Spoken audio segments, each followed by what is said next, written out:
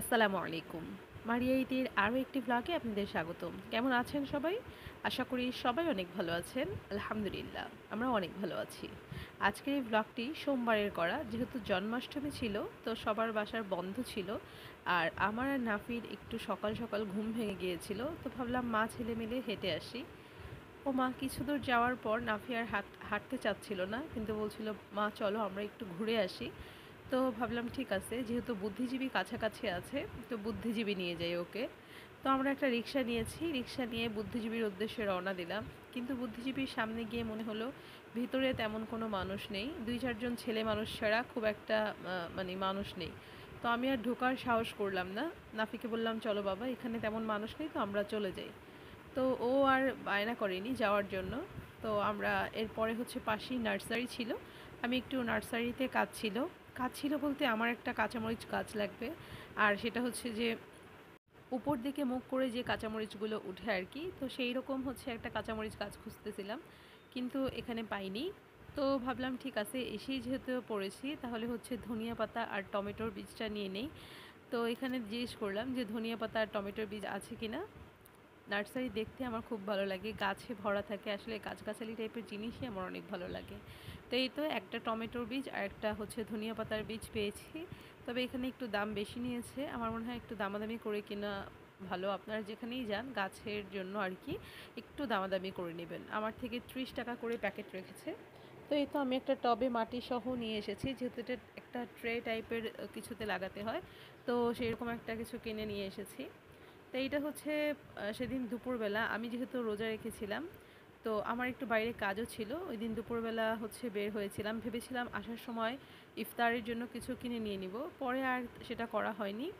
তো এরপর হচ্ছে বাসায় চলে এসেছি। বাসায় চলে আসার পরে এই যে ধনিয়া পাতার যে বীজগুলো এনেছি, সেগুলোকে বলেছিল যে এখন সকালবেলা গিয়ে ভিজিয়ে রাখতে, আর বিকেলবেলা এটাকে মাটিতে আর কি দিয়ে দিতে, ছড়িয়ে দিতে।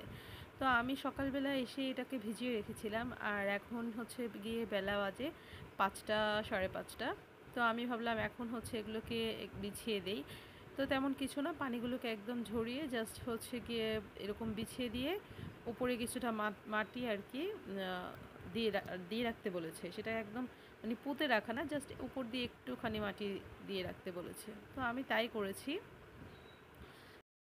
বীজটাকে এভাবে ছড়িয়ে দিয়ে আমি জাস্ট মাটিটাকে উপর থেকে হালকা করে এখানে দিয়ে রাখছি।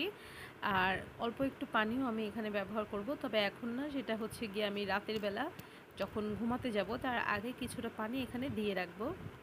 তো এই তো আমি বীজগুলোকে বিছিয়ে সুন্দর করে মাটিটাকে একটু দিয়ে রাখলাম। তো এখন হচ্ছে কাজ, আগে নামাজ পড়া। তো আমি আসরের নামাজ পড়ে নিয়েছি। এরপর এখানে হচ্ছে গিয়ে আমি একটা চাইনিজ ভেজিটেবল রান্না করেছি, আর এটার রেসিপি কিন্তু আপনার সাথে আমি আগেই শেয়ার করেছি। তো আজকে আর এখানে ফুল রেসিপিটা শেয়ার করলাম না, আসলে রোজা রেখে ইচ্ছা করছিল যে পোলাও দিয়ে চাইনিজ ভেজিটেবল খেতে। তো যেই ভাবা সেই কাজ, যেহেতু বাসায় গাজরও ছিল, তারপর হচ্ছে ইসের মধ্যে আর কি সবজির মধ্যে পেঁপেও ছিল, শুধু ক্যাপসিকাম বা এই টাইপের ছিল না। তো হলাম যা আছে, বরবটি যেহেতু আছে, সেরকম একটা সবজি দিয়ে রান্না করে ফেলা যায়।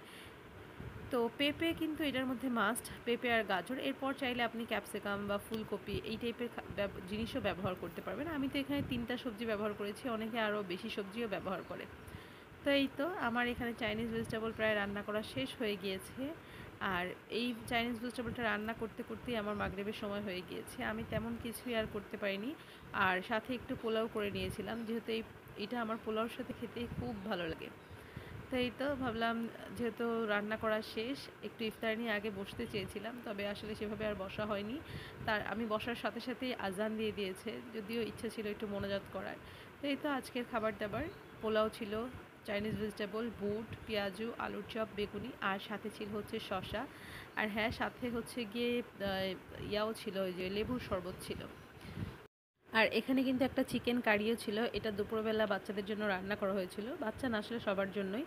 আর এই আলুর চপ বেগুনিগুলো কিন্তু বাইরে থেকে কিনে আনা, খেতে বেশ ভালো লাগছিল আমার কাছে। তো সারাদিন রোজা রাখার পরে লেবুর শরবত আর হচ্ছে গিয়ে ভাজা পোড়া খেতেই বেশি ভালো লাগে। আমি জানি যদিও এগুলো আনহেলদি, কিন্তু কি করব, এগুলোই আমার বেশি পছন্দ। আর সবচাইতে বড় কথা, আমার বেশি ভালো লাগে হচ্ছে গিয়ে মুড়ি মাখানো।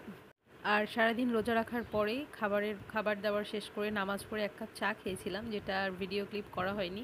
চা ছাড়া তো আসলে ভাবাই যায় না। ইফতারের পরে 1 কাপ চা যেন অমৃত মনে হয়। তো যাই হোক, আজ আর বাড়াচ্ছি না। দেখা হবে হচ্ছে অন্য কোনো ব্লগে। ততদিন পর্যন্ত সবাই ভালো থাকবেন, সুস্থ থাকবেন।